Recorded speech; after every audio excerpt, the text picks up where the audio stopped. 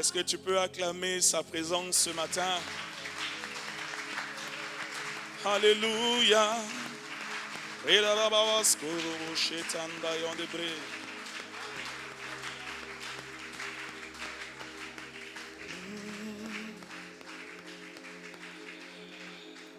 Nous allons tout doucement nous asseoir dans la présence de notre Seigneur.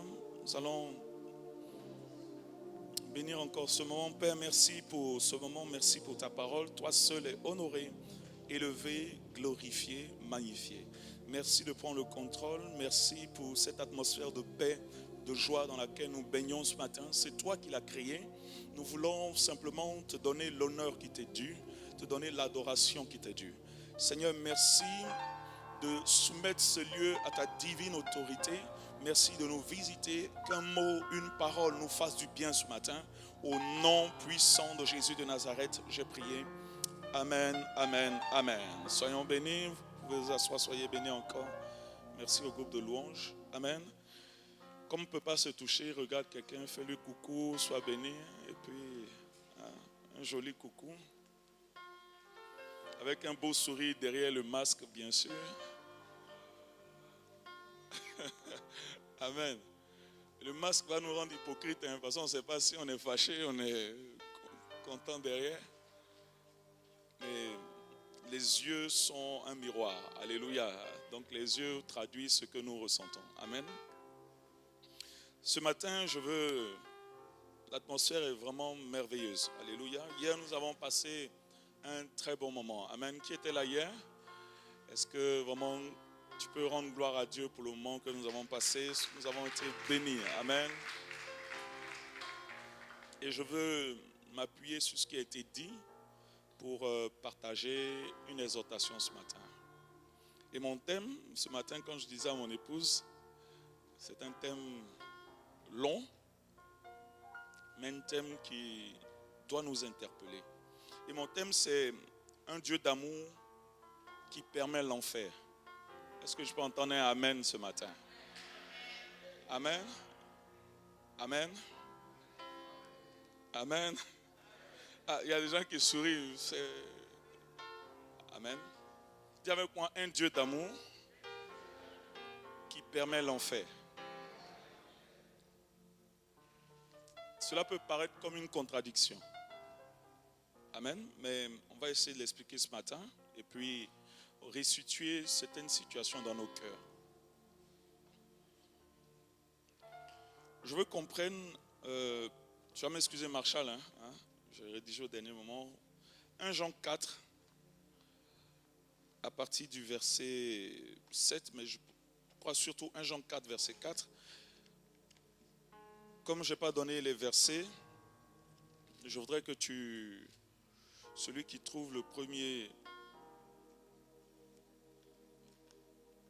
1 Jean 4 à partir du verset 7, pardon. 1 Jean 4 à partir du verset 7.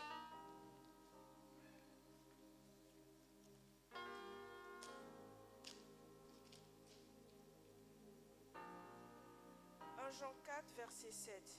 Bien-aimés, aimons-nous les uns les autres, car l'amour est de Dieu. Et quiconque aime est né de Dieu et connaît Dieu. Verset 8.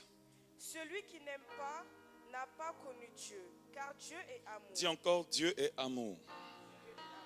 Donc 1 Jean 4, verset 8 dit, Dieu est amour. Amen. L'amour ne veut pas le mal en général, c'est bien ça. L'amour croit tout, l'amour excuse tout, l'amour est patient. 1 Corinthiens 13, nous le citons. Et 1 Corinthiens 13 est la définition en fait de qui est Jésus-Christ. Alléluia. Et donc, Dieu est amour. Amen. Et la démonstration la plus sublime de l'amour de Dieu est l'offrande de Jésus-Christ à la croix. Alléluia. Est-ce qu'on peut prendre Romains 5, verset 8? Je donne ça pour qu'on rentre tout doucement dans le thème. Romains 5, verset 8. Si on peut lire, toi qui as ta Bible ce matin.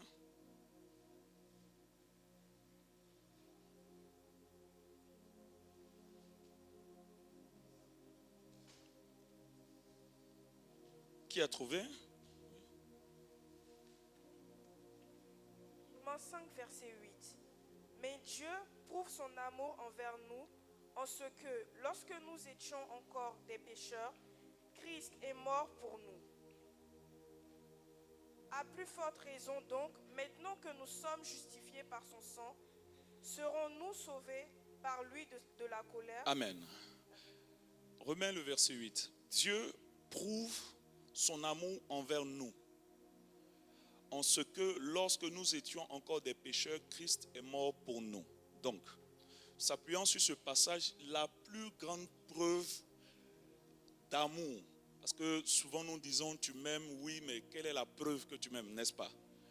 La plus grande preuve de l'amour de Dieu, ce n'est pas qu'il te bénit par une maison, une voiture. La plus grande preuve de l'amour de Dieu, c'est que Jésus-Christ est mort pour nous alors que nous étions des pécheurs. Alléluia. Sans cela, Dieu prouve son amour pour tous les hommes qu'il a créés. C'est l'offrande, le don de Jésus-Christ. Le fait que Jésus-Christ soit allé mourir à la croix qui est la preuve de l'amour de Dieu. Car la Bible déclare que quiconque croit en lui ne périt point, mais il a la vie éternelle. Alléluia. Donc Dieu est amour. Dieu s'est offert lui-même en Christ afin que ceux qui acceptent Christ passent de la mort à la vie. Dieu est réellement amour. Dis avec moi, Dieu est amour. Alléluia. Et comme j'ai dit, Dieu ne veut pas que quelqu'un périsse. Dieu ne veut pas que les hommes meurent dans ces conditions, qu'il y ait des guerres. Non, Dieu veut que les hommes soient sauvés. Il est réellement amour. Mais si nous nous accordons, nous nous attardons à ce simple aspect, par exemple, je m'appelle Bomba Valois Mustapha, je suis l'époux de Dominique Bomba, j'ai 2 enfants. Si tu t'arrêtes simplement à il est Bomba et il est l'époux de Dominique, tu connais un aspect de ma vie. Amen. Mais tu oublies que j'ai 2 enfants. Alléluia. Tu oublies que j'ai peut-être une autre famille qui est en Afrique, ainsi de suite. J'ai des frères et j'ai des sœurs. Donc si tu t'attardes sur un aspect de Dieu, tu ne peux pas prétendre Dieu, le connaître. Alléluia. Pour connaître quelqu'un, il faut être intime avec cette personne, mais il faut surtout connaître tous les aspects de cette personne. Mais malheureusement, l'Église s'attarde sur des points particuliers de qui est Dieu. Alléluia. Les gens vont te dire l'amour de Dieu. L'amour de Dieu, oui, c'est vrai. Dieu est amour. Et je te montre par ces passages que Dieu est foncièrement amour. Alléluia. Mais si je ne m'attarde que sur l'amour, je ne peux pas connaître toute la dimension de Dieu et même comprendre la puissance de l'amour que Dieu a manifesté à notre égard. Alléluia. Donc Dieu est amour, mais Dieu est beaucoup d'autres choses. Alléluia. Prenons ensemble le psaume 89, versets 14 à 15. C'est mon introduction pour que tu comprennes. Psaume 89, versets 14 à 15.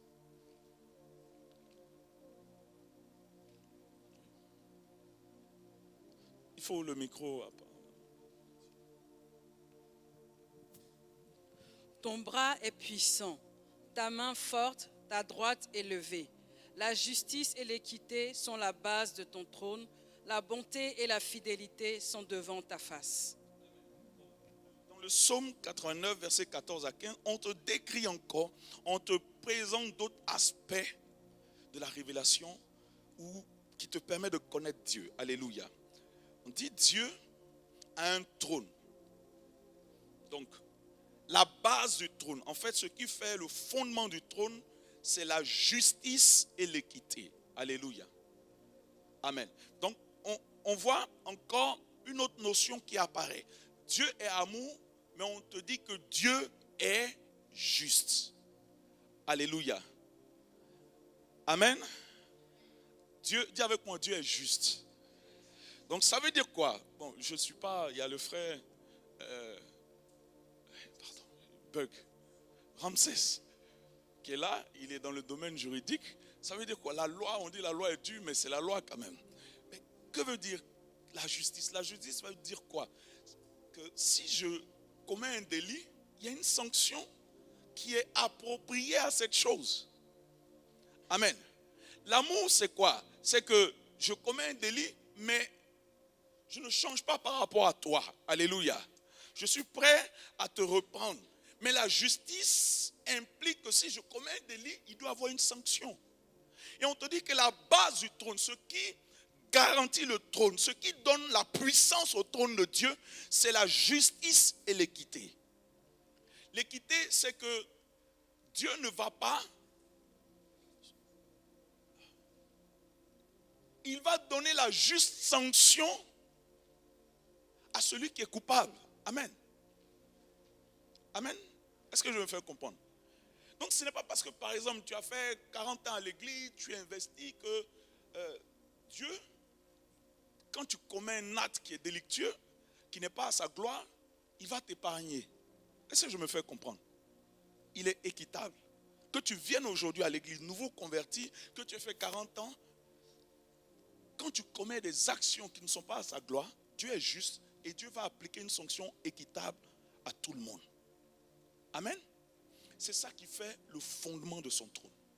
Tu veux poser une question? Bien. Ah non. Okay. Amen.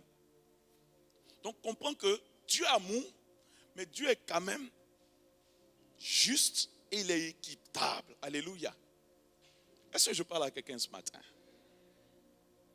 Amen. Dis, il est juste. Donc la justice fait quoi? C'est que Dieu qui dit qu'il aime les hommes, que le péché, il ne cohabite pas avec le péché. Quand tu pèches, il y a une sanction. Dieu qui est juste va toujours demeurer fidèle à sa manière de fonctionner.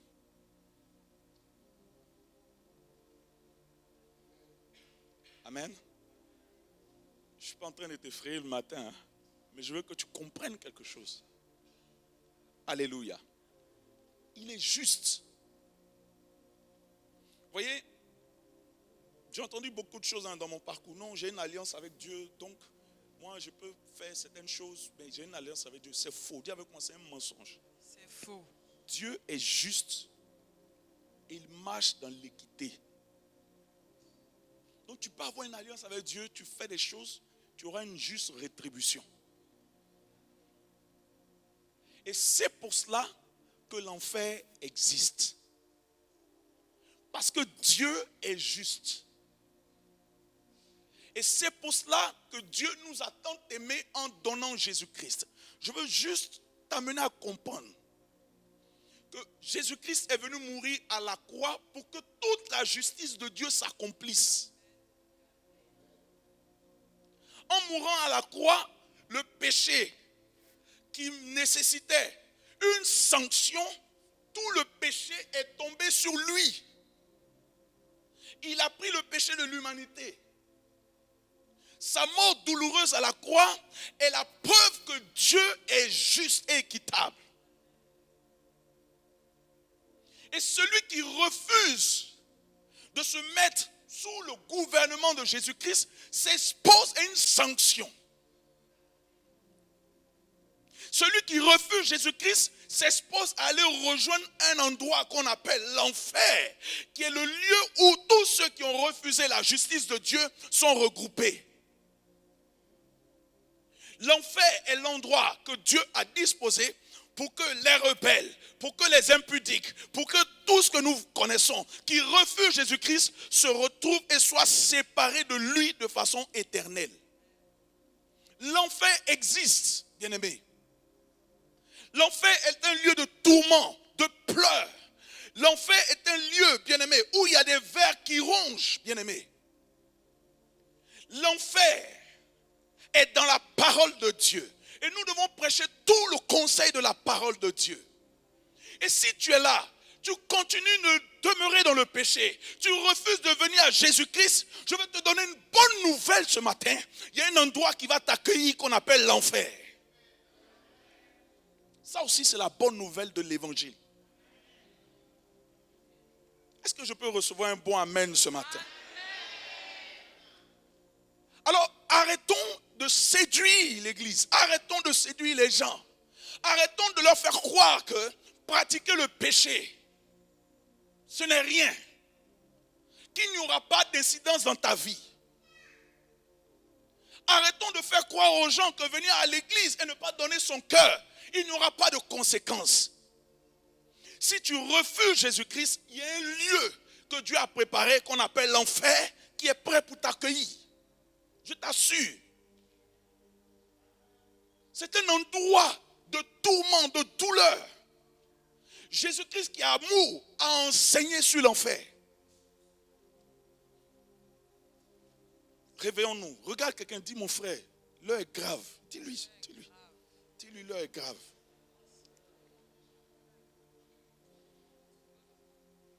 André n'a pas encore compris. Dis l'heure est grave. Prenons ensemble. Je vais donner quelques passages. Prenons ensemble Matthieu 25. À partir du verset 41.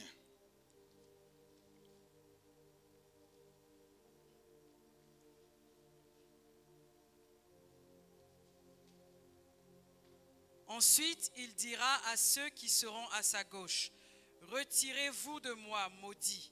Allez dans le D'abord, feu. ceux qui vont là-bas, ils sont quoi? Maudits. Ils sont les maudits. C'est quoi? C'est mon accent qui fait que c'est je fais exprès, j'appuie maudit. Allez là-bas. Allez dans le feu éternel qui a été préparé par le diable et pour ses anges. Car j'ai eu faim et vous ne m'avez pas donné à manger. J'ai eu soif et vous ne m'avez pas donné à boire. J'étais étranger et vous ne m'avez pas recueilli. J'étais nu et vous ne m'avez pas vêtu. J'étais malade et en prison et vous ne m'avez pas visité. Ils répondront aussi, Seigneur, quand avons-nous vu ayant faim ou ayant soif ou étranger ou nu ou malade ou en prison et ne t'avons-nous pas assisté? Il leur répondra, je vous le dis en vérité, toutes les fois que vous n'avez pas fait ces choses à l'un de ces plus petits, c'est à moi que vous ne les avez pas faites. Et ceux-ci iront au châtiment éternel, mais les justes à la vie éternelle. Amen. Amen. Cet endroit est appelé le lieu du châtiment éternel. Regardez le mot, c'est éternel. Ce n'est pas un châtiment qui dure 1 an, 2 ans, 3 ans. C'est toute l'éternité. Beaucoup d'enfants de Dieu croient que la vie chrétienne se limite à être sur terre. Et cantonnent leur christianisme au fait d'avoir une vie abondante sur terre. La notion de la vie abondante, c'est la vie d'éternité que Dieu met en nous. On est sauvé. Et quand on est sauvé, on a un parcours sur terre. Et ce parcours sur terre, en général, qui dure au maximum 120 ans, ce parcours sur terre est largement inférieur au parcours qui nous attend, qu'on appelle le parcours d'éternité. Amen. Donc sur terre, nous sommes là de façon temporaire. Mais nous sommes appelés à vivre de toute éternité, soit avec Dieu ou soit à l'enfer. À la base, l'enfer est un endroit qui est réservé à Satan ou aux anges déchus. Mais tout homme qui refuse Jésus-Christ, tout homme qui passe par le chemin large et spacieux qui conduit à la perdition, va tranquillement dans cet endroit-là rejoindre les rebelles, rejoindre tous ces anges déchus. Et ce lieu est un lieu de tourment, un lieu de pleurs, un lieu de destruction. Ton âme est troublée. Regarde toi-même. Quand quelqu'un te parle mal ou quelqu'un t'agresse ou quelqu'un t'humilie, regarde comment ton âme est triste. Alléluia. Amen. Ou quand tu vis une forte déception, regarde comment ton âme est triste. Sur terre. Il y a des gens qui sont tellement tristes même, qui peuvent manger mais elles dépérissent. On voit ça souvent. Parce que l'âme est triste. Mais dis avec moi, c'est petit. Amen. Je te dis une bonne nouvelle, c'est petit. La souffrance de l'enfer est pire que ce que ton âme vit ici. C'est une souffrance éternelle, bien-aimé. Il n'y a plus de possibilité de repentance là-bas. C'est fini. Il n'y a plus de possibilité de seconde chance. Il n'y a plus de possibilité de revenir au Seigneur. C'est sur terre que tu as la possibilité de revenir au Seigneur Jésus-Christ de Nazareth. Si tu meurs, c'est fini mon frère. Si tu meurs, c'est fini ma soeur. Si tu meurs, quelles que soient mes prières pour toi, quelle que soit l'intensité de l'amour que j'ai pour toi, c'est fini. Tu es séparé éternellement de la présence de Dieu et tu vas dans un endroit de tourment et de souffrance. Et nous sommes en train d'enseigner aux gens uniquement à se préoccuper des choses passagères. On a vu des personnes se marier, aller donner la vie et mourir à l'hôpital. On a vu des personnes se lever, avoir un travail, aller à leur lieu de rendez-vous et puis un accident et les personnes meurent. Tout ce que tu as sur terre, ce sont des choses éphémères.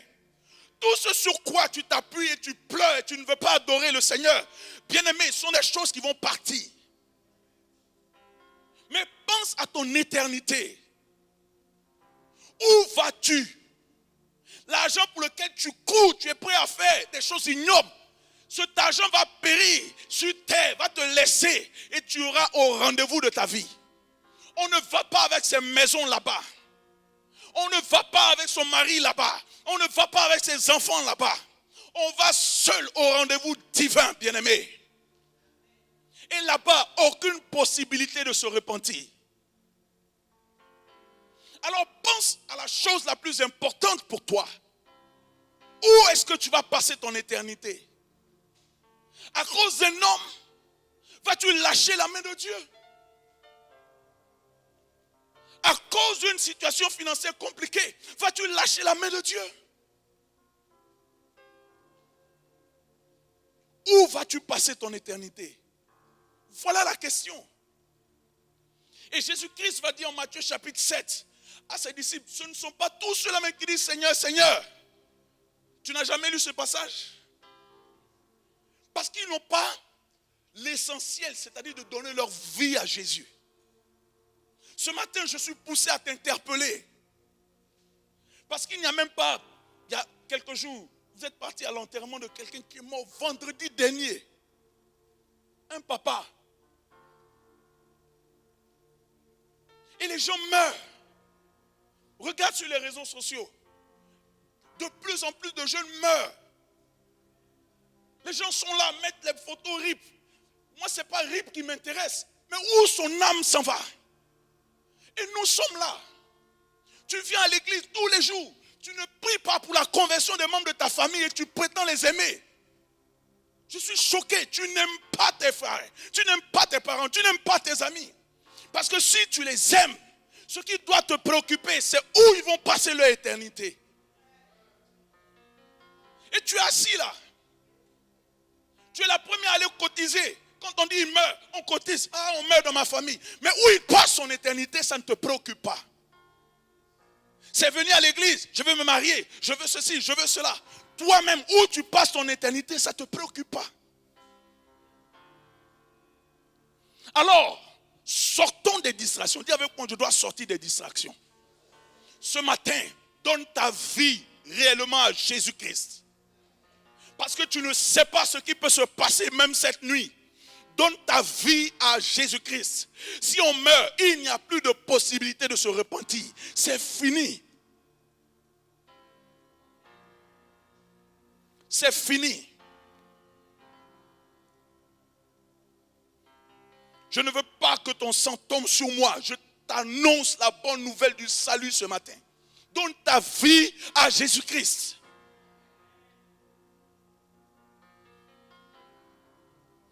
Prenons 2 Pierre chapitre 2. On va lire encore la parole de Dieu. Je veux t'interpeller.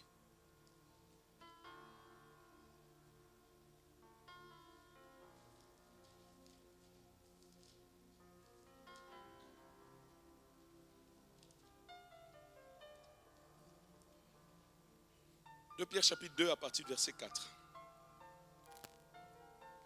Car si Dieu n'a pas épargné les anges qui ont péché, mais s'il les a précipités dans les abîmes de ténèbres et les réserve pour le jugement,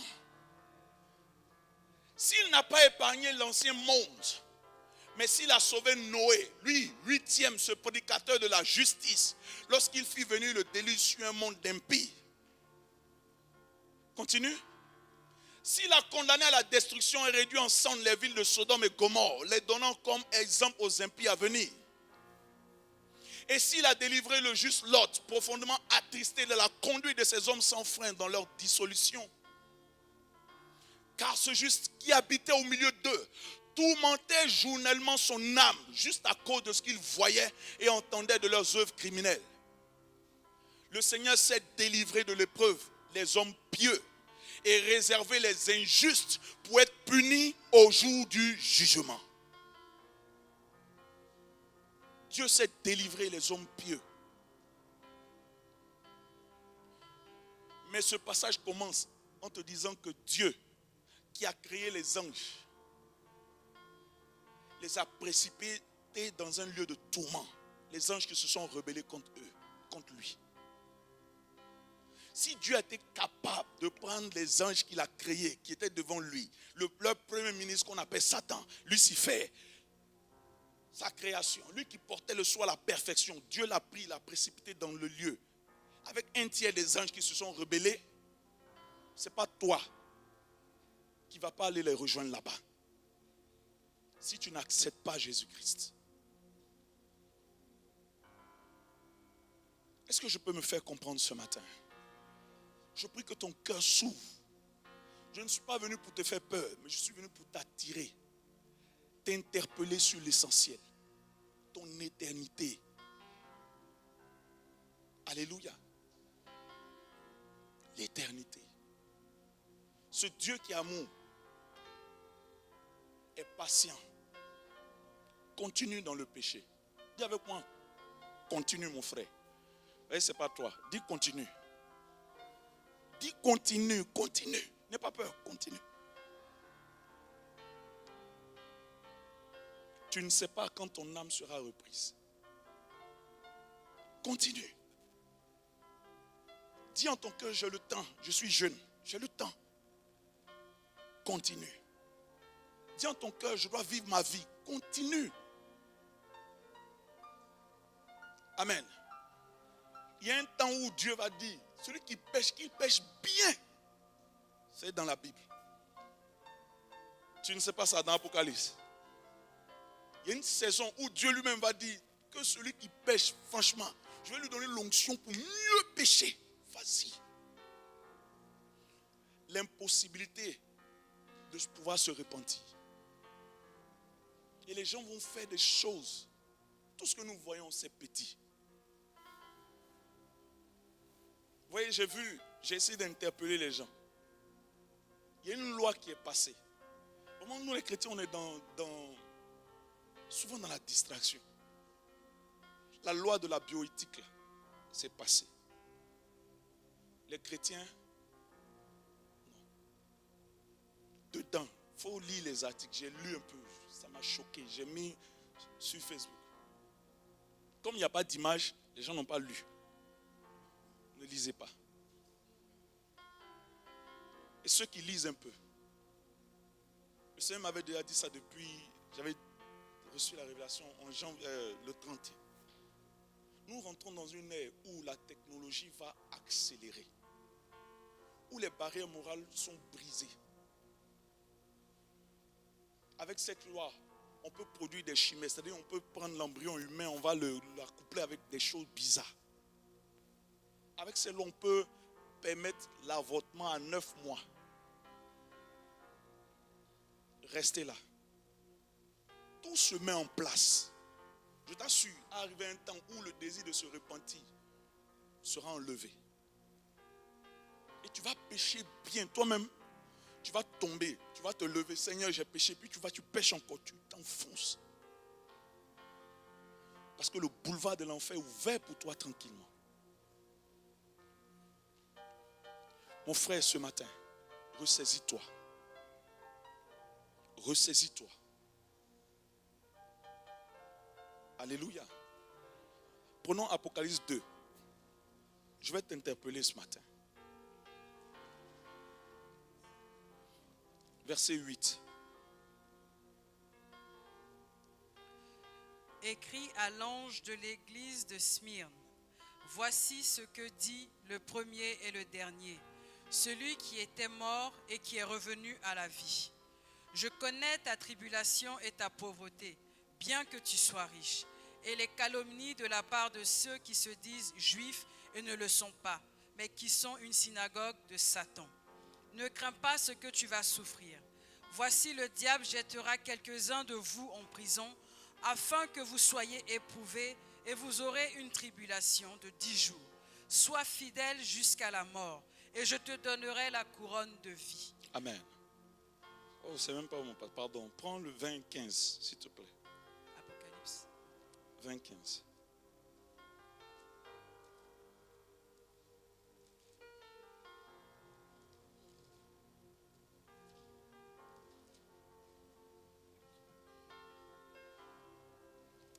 Quiconque ne fut pas trouvé écrit dans le livre de vie fut jeté dans les temps de feu. Qui ira en enfer?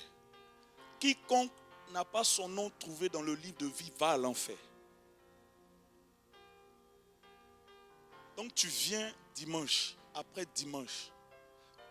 À un moment donné, arrête-toi, pose-toi la question. Est-ce que mon nom est inscrit dans le livre de vie? Amen. Maintenant, je pose la question. Comment avoir son nom inscrit dans le livre de vie?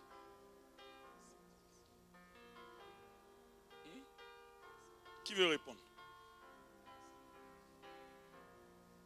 Oui? Oui?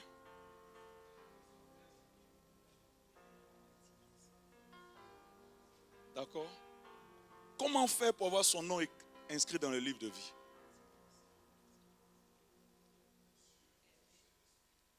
Tu es sûr d'avoir le Saint-Esprit? Oui. On se rapproche. Comment? Comme il a dit tout à l'heure. Non, tu ne réponds pas. Ouais. Comment? Attendez, donc on lit la Bible depuis des années et puis certains passages ne nous interpellent pas. Moi, ça là, on dit si tu n'as pas ton nom dans le livre de vie, on te jette. Ça, c'est des choses qui m'ont interpellé. Peut-être on n'a pas la même curiosité. Donc moi, je me suis assis et j'ai dit, Seigneur, il faut que mon nom soit inscrit dans le livre de vie. Sinon, je vais venir à l'église et puis à la fin, je vais au dehors. Donc, posons-nous la question, comment faire pour que nos noms soient inscrits dans le livre de vie? Je te pose la question. Comment? Oui, Myriam? D'accord? Oui? Comment? Obéir à sa parole, pratiquer. Oui? Oui? J'entends pas.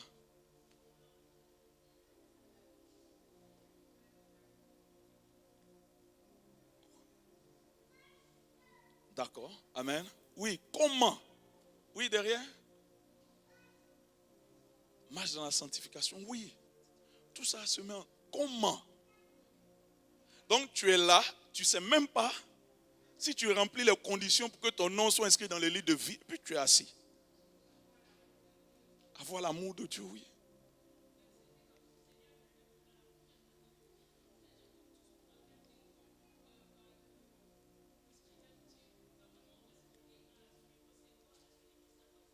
Amen.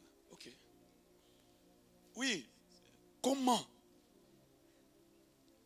Ah. Attends, donc on a assis. On loue, on danse, on est content. Dans la fête, tu ne sais même pas si ton nom est inscrit dans le livre de vie. Oui?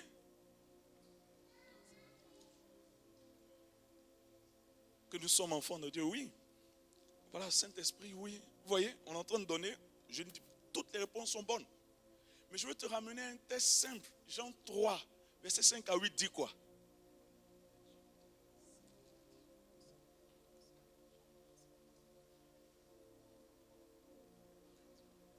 Jean 3, verset 5 à 8.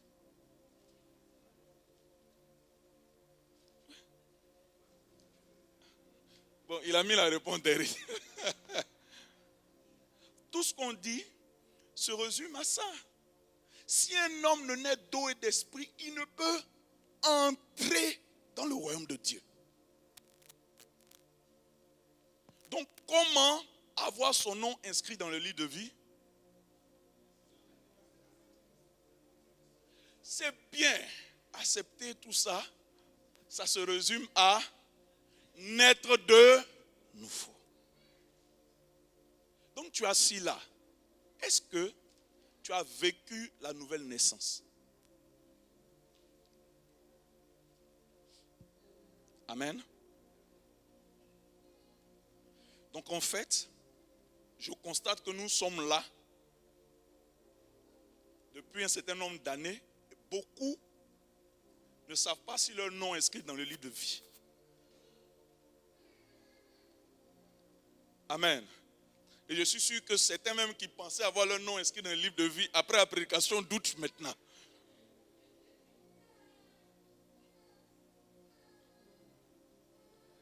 Est-ce que tu peux dire Amen avec moi?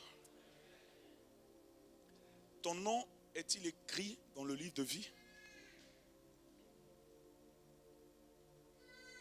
Prenons 2 Thessaloniciens 1, versets 7 à 9.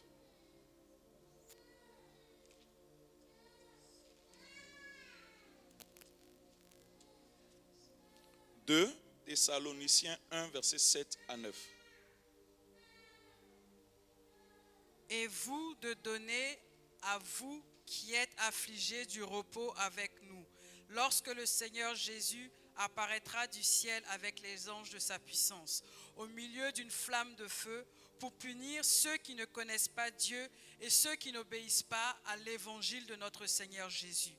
Ils auront pour châtiment une ruine éternelle, loin de la face du Seigneur et de la gloire de sa force. » Amen. Donc ce passage dit, qu'est-ce qu'il dit? Quels sont ceux qui vont à l'enfer? Ceux qui ne connaissent pas le Seigneur Jésus-Christ.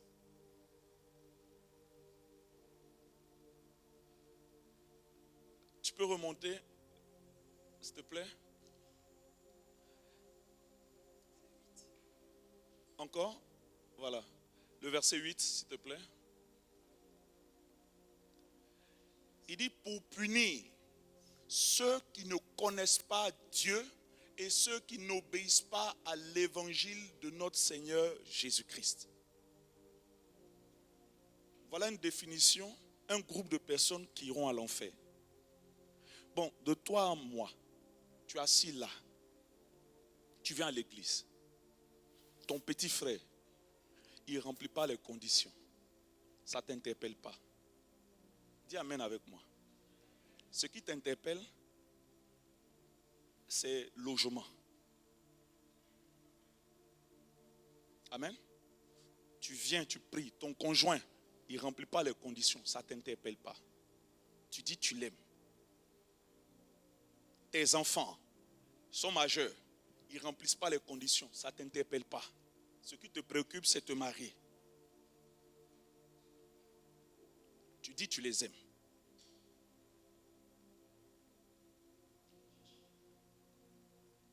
Est-ce que nous pouvons nous réveiller pour revenir à l'essentiel? Ceux qui ne connaissent pas Dieu et ceux qui n'obéissent pas à l'évangile de notre Seigneur Jésus-Christ, ceux-là vont à l'enfer. Et ça ne t'interpelle pas de fléchir les genoux pour prier pour le salut de ta famille. Ça ne t'interpelle pas de prier pour le salut de ta nation. Non. Ça ne t'interpelle pas de prier pour ton frère qui est assis à côté de toi, dont tu sais que sa vie n'est pas en règle avec le Seigneur. Ça ne t'interpelle pas. T'interpelle pas. Non.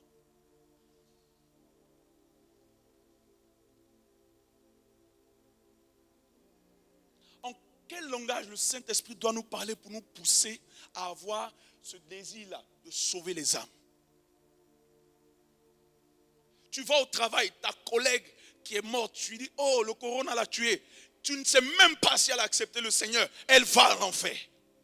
Ça ne t'interpelle pas. Tu n'as jamais eu ce courage d'aller lui dire, même si elle te honnie, elle te rejette, de lui dire, accepte le Seigneur Jésus dans ta vie. Ça ne t'interpelle pas.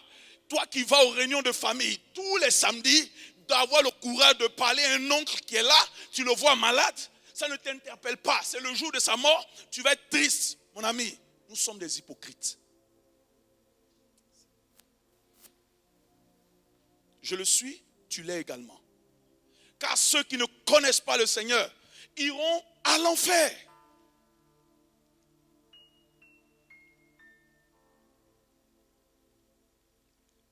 Je l'ai inventé?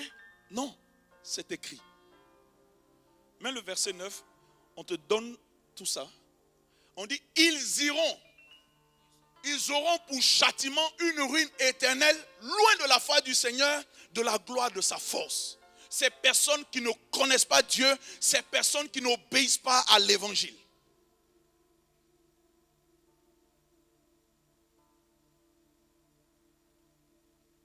Église, la trompette sonne, réveillons-nous.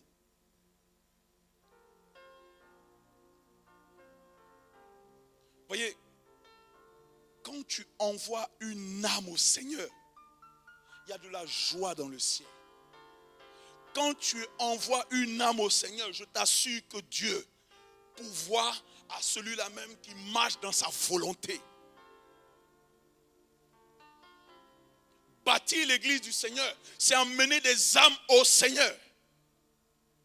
Ce n'est pas d'avoir la plus belle salle et zéro fruit spirituel. Ce n'est pas de parler en langue, ce n'est pas avoir des dons spirituels, mais c'est de gagner des âmes, église. Réveillons-nous. Et des gens meurent au milieu de nous, sont assis, n'obéissent pas à l'évangile de Christ, viennent dimanche après dimanche, n'obéissent pas. On ne prie pas pour nos frères, pour le salut de l'âme de nos frères. Non. Et ce qui interpelle l'église en France, c'est avoir le plus grand nombre de fidèles. Donc, on casse l'église de l'autre, on casse l'église de l'autre pour avoir 10 000 membres, mais aucun.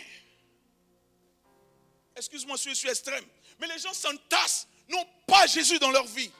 Ça ne nous préoccupe pas.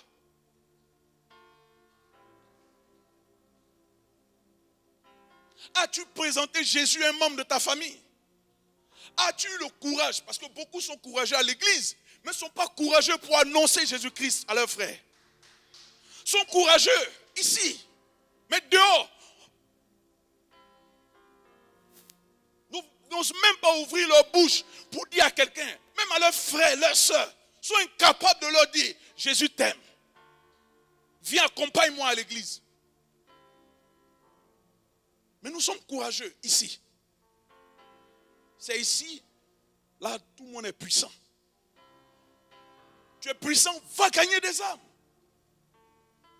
Accepte qu'on t'humilie, accepte qu'on se moque de toi.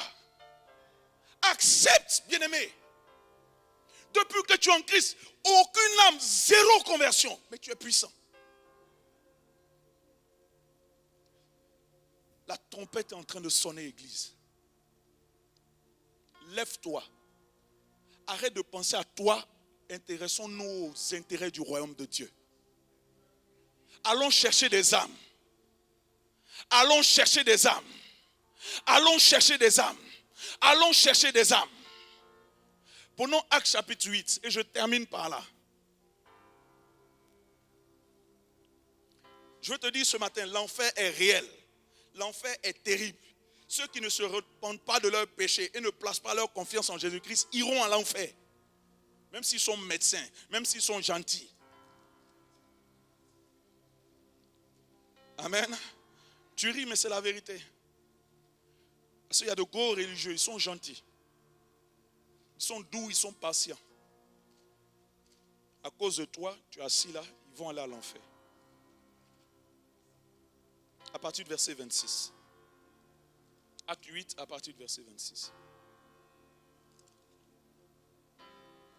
Un ange du Seigneur s'adressant à Philippe lui dit, « Lève-toi et va du côté du midi sur le chemin qui descend de Jérusalem à Gaza, celui qui est désert. » Amen. Quand on dit lève-toi, c'est que la personne était comment? Assise ou couchée. Assise ou couchée. Celui dont on parle, c'est un puissant évangéliste, c'est le diacre Philippe. Il a bouleversé la Samarie, les âmes se sont converties. Il prêchait des délivrances, tout ça, des guérisons, des miracles. Et Philippe était assis. Il était assis en Samarie. C'est-à-dire, il n'y avait plus rien à faire. Il était assis.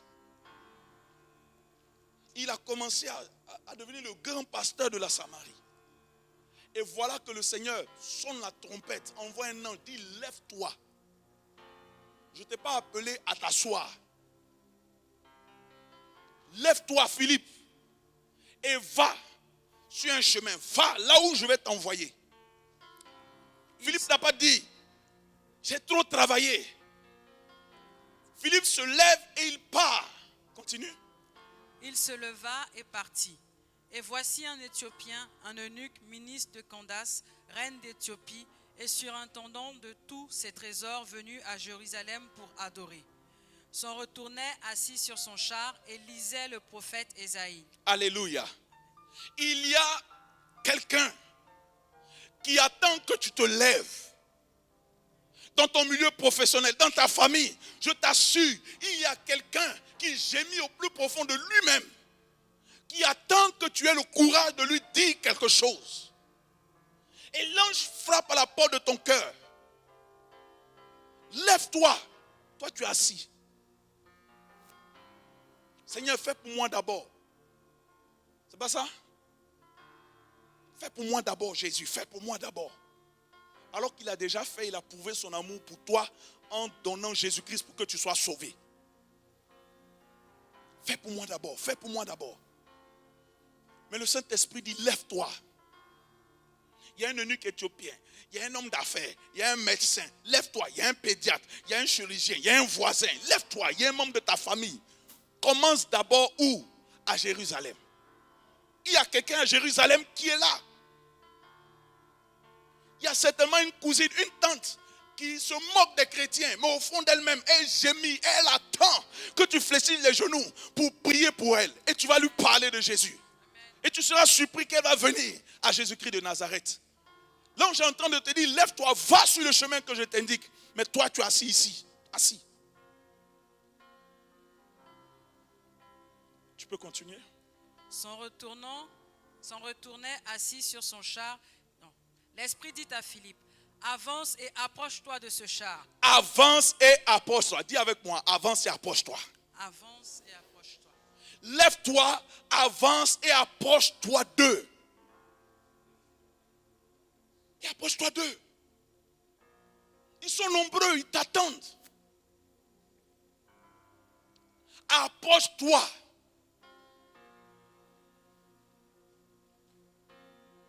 Alléluia. Continue. Philippe accourut et entendit l'Éthiopien qui lisait le prophète Ésaïe, et il lui dit, comprends-tu ce que tu lis? Il répondit, comment le pourrais-je si quelqu'un ne me guide? Est-ce que tu vois? Il s'est approché. Regarde la réponse. Il dit, comment vais-je comprendre si quelqu'un ne me l'explique? Ça veut dire qu'au fond de son cœur, il attendait que quelqu'un vienne lui expliquer. Les gens souffrent. Et ils attendent que quelqu'un vienne leur expliquer pourquoi ils souffrent. Ils attendent qu'on vienne leur expliquer la source de leur solution. Ils attendent qu'on leur explique comment sortir de cette situation. Ils attendent qu'on leur explique le chemin de la vie éternelle. Ils attendent. Mais toi, tu es assis. Si cette personne meurt, elle va à l'enfer. Elle va à l'enfer. Église. Philippe a obéi. Cet Éthiopien a été sauvé. Son nom était inscrit dans le livre de vie. Il est reparti avec la paix, avec la joie. Il n'est pas resté Philippe. Certainement, il a eu un impact là où il est parti. Alléluia. La récompense dans le royaume, ce n'est pas le nombre de voitures. La récompense dans le royaume est proportionnelle ou est rattachée à ce que tu fais pour Dieu. Les maisons, les voitures, les enfants, tout ça, ça va rester ici quand tu vas partir. Ce qui va durer, ce que tu vas présenter au Seigneur, ce sont les œuvres, ce que tu as fait pour le royaume de Dieu. Et l'une des choses qui garantit la prospérité avec Dieu, c'est l'évangélisation, les âmes qu'on amène au Seigneur. Lève-toi. Approche-toi d'eux. Tu vas entendre les gémissements et tu seras une solution pour quelqu'un. L'enfer existe. Ce n'est pas un mythe. Amen. Amen. Nous avons donc un Dieu d'amour qui permet l'enfer. Alors il y a quelqu'un ici ce matin qui a réellement besoin de venir à Jésus-Christ. N'aie pas honte. Il y a quelqu'un ici qui ne sait même pas si son nom est inscrit dans le livre de vie.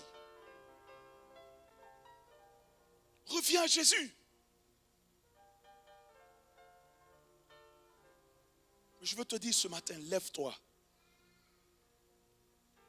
Lève-toi de ta honte, lève-toi. Je peux lire plein de passages. On va te dire que les impudiques, les quoi, les adultères, les efféminés, tout cela ne vont pas hériter le royaume de Dieu. Tu es assis, tu te reconnais dedans, tu as impur, adultère, efféminé, toutes ces choses, on dit que tu n'hérites pas le royaume de Dieu. Donc pose-toi la question, tu pratiques des choses qui t'éloignent, qui te disent que c'est un avertissement pour te dire que si tu persévères dedans, c'est fini pour toi. Et tu es assis à l'église, tranquille. Tu pratiques ces choses. Tant qu'on ne m'a pas attrapé, ça va. Tu vas à l'enfer. Par un chemin large et spacieux. Revenons sincèrement au Seigneur Jésus-Christ de Nazareth. Revenons. Revenons. Je t'en prie. Je lisais Apocalypse 20, comme j'avais prévu de faire dans quelque temps un enseignement sur tout le livre d'Apocalypse. Je relisais. Mais à partir du verset 11, je ne te demande pas de lire. On dit il y a un grand trône blanc et celui qui est assis dessus. Le verset 12 va dire, je vis les morts, les grands, les petits qui se tenaient devant le trône. Des livres furent ouverts. Un autre livre fut ouvert, celui qui est le livre de vie. Et les morts furent jugés selon leurs œuvres, d'après ce qui était écrit dans ces livres. La mer rendit les morts en elle. La mort et le séjour des morts rendit les morts qui étaient en eux. Et chacun fut jugé selon ses œuvres. Et la mort et le séjour des morts furent jetés dans l'étang de feu. C'est la seconde mort, l'étang de feu. Alléluia. Quiconque ne fut pas trouvé écrit dans le livre de vie fut jeté dans l'étang de feu. Alléluia. Et nous sommes assis là.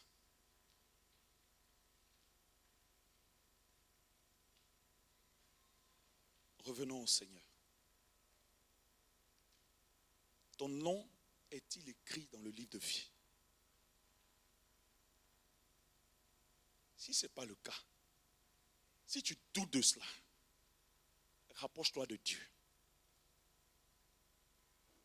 Il est l'heure de se rapprocher de Dieu. Quand une saison arrive, même revenir vers le Seigneur sera impossible.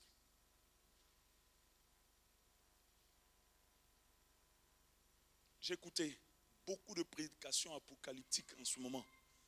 Les gens parlent de... ce qu'on vit, Corona, c'est petit par rapport à la saison de la tribulation. Et on veut effrayer les enfants de Dieu. Non, Corona, machin, ça c'est petit. Et certains chrétiens ils ont peur. Le Seigneur va dire qu'il vomit les tièdes. Tu es assis à l'église, tu es tiède, ça ne t'interpelle pas. Dieu dit, quand tu es tiède, je te vomis. Il n'y a aucun feu en toi, aucune vigueur en toi, ça ne t'interpelle pas. Église, je sonne la trompette. Viens à Jésus-Christ. Sors des mauvaises pratiques. Répands-toi. Avoue tes fautes et tes transgressions. et donne ta vie totalement à Jésus-Christ de Nazareth. Ce que tu fais, Dieu voit. Ce que tu fais te détruit. Ce que tu fais, tu penses qu'on ne voit pas. Le Saint-Esprit t'a déjà vu. Je me fais comprendre. Quand tu prends ton corps pour aller pratiquer l'impureté, tu vas avec, tout le monde te regarde. Tu penses que tu es seul. Les démons te regardent, ils applaudissent.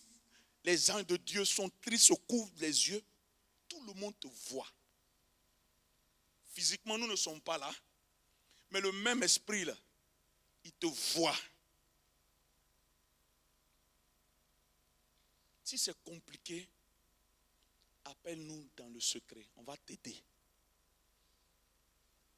Mais ne demeure pas dans ce que tu pratiques. Revenons à Jésus-Christ de Nazareth. À cause d'un papier en France, tu vas aller vendre ta vie, ton éternité. À cause d'un mariage, tu vas aller vendre ton corps. À cause d'une voiture, tu vas vendre ta communion avec Dieu. Répands-toi. À cause d'un travail, tu vas vendre l'œuvre de Dieu. Répands-toi. Reviens à Jésus-Christ. Satan te fait croire que pratiquer le péché, c'est quoi on dit, inodore, c'est ça? Hein? Malodore ou quoi? Non, j'ai dit sans douleur, c'est comment on dit? Indolore. Amen. Non, sans douleur. C'est la grâce, c'est l'amour. Fais. Continue. Tu vas ramasser une sale maladie. Continue. Ce à quoi le Seigneur voulait te voir, tu raccourcis. Continue. Beaucoup d'enfants de Dieu, Dieu veut les voir à des postes, des situations, mais ils ne peuvent pas y arriver parce qu'ils sont vautrés dans le péché. Continue. Tu raccourcis ta vie. Continue. L'âge est spacieux est le chemin qui conduit à la perdition. Quitte ce chemin large et spacieux. Jésus-Christ t'aime. Dieu t'aime, bien-aimé. Ton nom est-il écrit dans le livre de vie? Ce Dieu d'amour, Jésus-Christ a enseigné sur l'enfer. Je vais être prédicateur du plein évangile. Donc ce matin, je sonne la trompette. Mon frère, l'enfer existe. Il y a beaucoup qui vont là-bas. Alléluia. Ce matin, approche-toi de Dieu. Approche-toi de Dieu. Je veux t'interpeller et je veux t'appeler. Si tu es là et tu es tiède, tu n'as pas lu ce passage, il dit si tu es tiède, je te vomis. Toi-même tu es assis là, tu sens que ta vie spirituelle est devenue tiède. Dieu dit il va te vomir. Ça ne t'interpelle pas. Si tu es devenu tiède, est-ce que tu peux te tenir debout? On va prier pour toi. Je fais ça en même temps.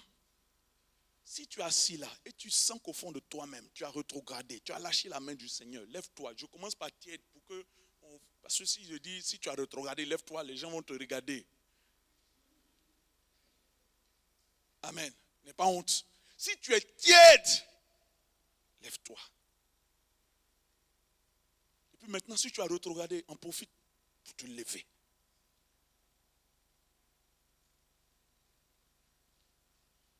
Mais nous ne pouvons pas nous asseoir. Maintenant que tu t'es levé, fais un pas de foi, viens là. Viens devant, on va prier pour toi.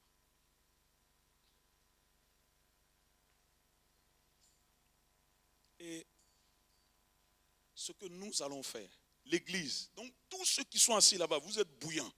Gloire à Dieu. Donc l'association des bouillants spirituels, tendez les mains vers vos frères. Amen. FC Bouillant, levez les mains. Et nous allons communiquer le feu à nos bien-aimés. Alléluia. Oui, moi je suis bouillant. Comment, qui est tiède ici?